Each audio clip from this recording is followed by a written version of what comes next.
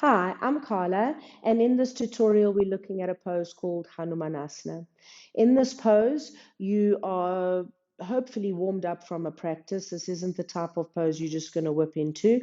And if you are a beginner, it might take you months, even years to perfect it.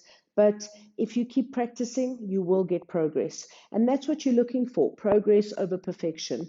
The poses are often not perfect, and Hanumanasana especially does take a lot of practice if you're very tight. You can use a blanket on the floor just to help the foot to slide. As a beginner, you might also want your two bricks, especially if you don't have a lot of flexibility. You're going to approach it from a lunge type of position. So with your bricks, take your right foot forward and your left knee is on the floor. If you have any knee injuries, then please take a blanket underneath the left knee. By straightening the right leg at first and bringing the sacrum into the body, you're lengthening that right hamstring. So extend the chest forward, bring the sacrum in, stretch that right quadricep. This is the halfway position.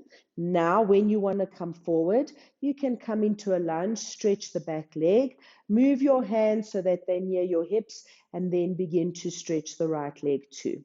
As you start to gain flexibility, you can bring the bricks down. Try to keep the hips level initially. Only when you touch down do the hips maybe slightly open up. In the classic position, once you're stable, you take the arms up overhead. So to practice this pose, it does take time.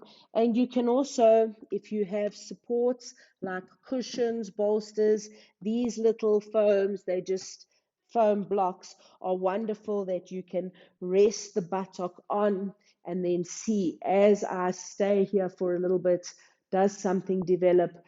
Is the pose able to am I able to sink into the pose? Is something coming? And as you progress, you then need less and less support. So keep practicing Hanumanasana.